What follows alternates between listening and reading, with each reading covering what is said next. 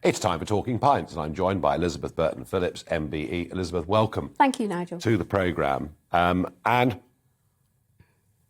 you are far from alone in this country or around the Western world, and looking at what's happening in America right now, the numbers are horrible. But you lost a son. Yeah, I did, yes. Through drug addiction. Through drug addiction, yes. He died by suicide as a result of his addiction to heroin at the age of 27, and it'll be 18 years next February since he died.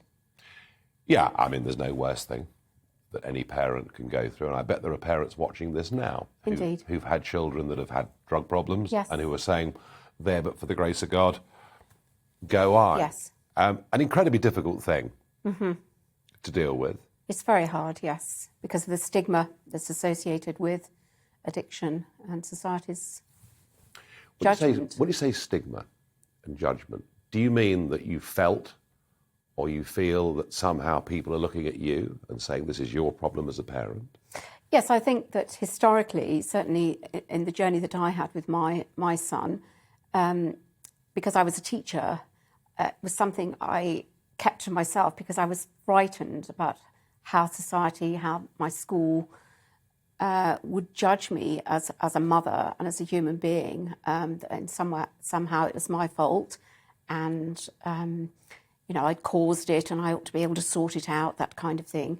It's very difficult times for us, which is why when Nicholas died, it was my driving force behind setting up a charity to support families whose lives are impacted by addiction. When this happened to you, did you turn for support and help? Was there anywhere to turn for support and help?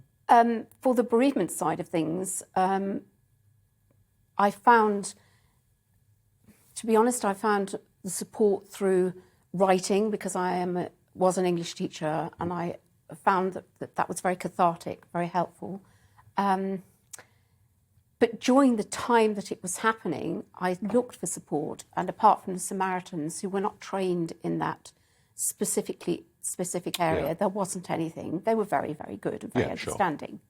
Sure. Can't praise them highly enough for listening to me.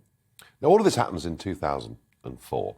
Yes. Then in 2005, something remarkable happens. Yeah, indeed. There is a general election. Yes. And for once, folks, politics intervenes in a good way, because it doesn't always. It does. But remarkable. Just explain what happened in 2005. Well, in 2005, I was a year down the line from Nicholas's death, and there was a knock on the door sometime around about March, and there stood Theresa May. Your local MP. My local MP, and she asked if I would be interested in voting for the Conservatives in the Maidenhead constituency, which is my local MP.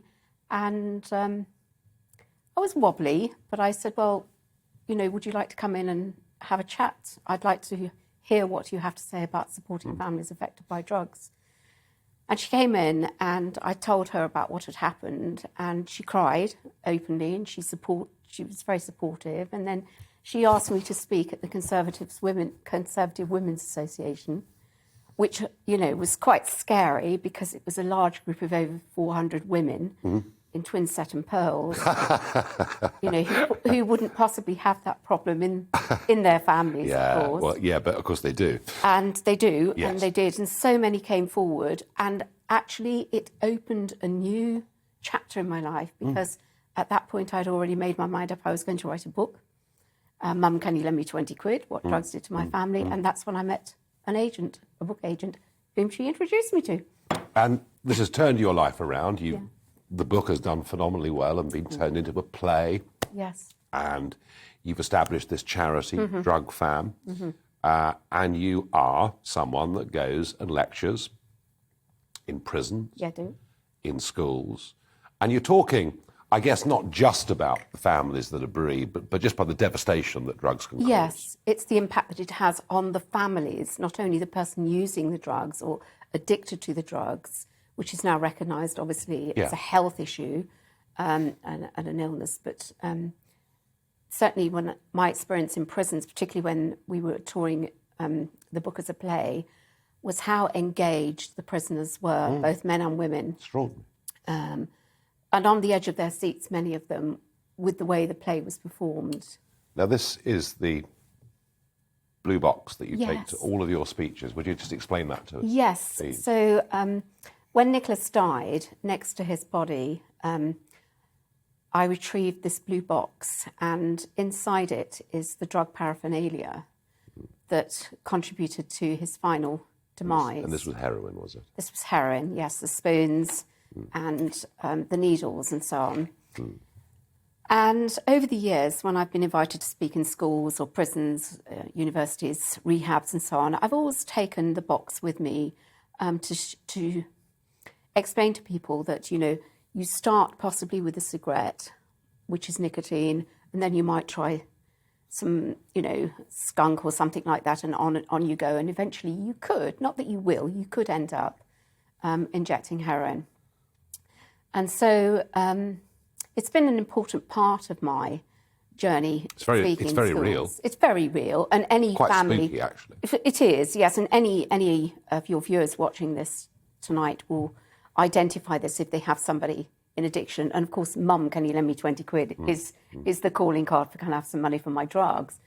So it's my ambition and it's my intention to write a second book as a sequel, which I want to call The Box is Blue, lifting the lid on the impact of addiction on families, because they are the forgotten victims and often the hidden victims suffering, which is why they turn to drug ban. Now, you're pretty tireless in what you do. When you've spoken at, you know, goodness knows how many schools and over 1,000 public appearances, and you've been recognised for this. You've been given the MBE for the work that you've done. Yes, I have. Which must have been quite a nice thing. It was amazing. It was a lovely, lovely day, I must say. There's a picture here. There you are with Yes. with the Prince of Wales investing in. I must say the excitement of the day, plus the Prince of Wales, Yes. was meeting Ed Sheeran, who was there to receive his MBE in the same lineup as me. Oh, fantastic. For his charity work. Well, you've done great work, and you've managed to turn something, well, it couldn't be more negative, could it really? And you've managed to turn it round into a positive in terms of your life and what you do. Now, Nick was one of a twin, wasn't he? He was. And That's right. So yes. what happened to the other brother? Well, he's doing extremely well. Because he was in the same predicament. Yes, he is. I don't normally talk about him or identify him because he is doing very well. He's very happily married and he's on our board of trustees. And he's great if you've got a problem with a computer. But the big problem, Elizabeth, is this. Drugs are everywhere. Mm-hmm. I mean, cocaine use in London. Equal opportunities, destroyer of lives anywhere in the world. Yeah, I guess it is. Mm. I mean, in affluent London. Yes. In people working in reasonably well-paid jobs, it seems, I don't know, people between 25 and 45 or whatever the age bracket is. I mean, the numbers that take this stuff, it's just off the charts. It is, yeah. It's reached the most astonishing level. Mm-hmm. It's leading to a big debate. Would decriminalising an education help or not? I don't know. How do you feel about that? I don't get involved in, to be honest, in sort of debating about decriminalisation because it's our focus is on the families. And I think that's very important that we stick with supporting them and being available for them 9 till 9, 365 days a year. Yeah. And I think that's what our... It's a separate debate, then. It's a separate debate. Fine. No, really. I get that, and we'll drop that. Yes, We'll drop that. That's fine. But, I mean, it is a debate that is very being important, had, yes. and it's a very difficult one to get right. But, Elizabeth Burton-Phillips, I want to put this to you. I've heard governments for 20 years and more talk about the war on drugs. Mm-hmm. And it seems to me we're losing it every year, that I think drug use is more widespread than it ever was, is more accepted than it ever was. We see states all over America legalizing marijuana use. Mm-hmm. And I just wonder, do you feel you're fighting a losing battle here? Not at all. I see huge stories of recovery, stories of hope. Only just before Christmas did I hear from a lady that we've been supporting in the north who's had 3 children on drugs and one member of her family was so badly affected by alcoholism and addiction to alcohol that we thought that it was going to be not far from a funeral. This lady is now turning her life around and is finding recovery, and it's just wonderful to hear from our family members. So there are individual stories yes. of redemption. Yes, redemption. Yes. And that's a positive. But my broader question about just the wholesale, widespread use of drugs of all kinds. How on earth do you win that?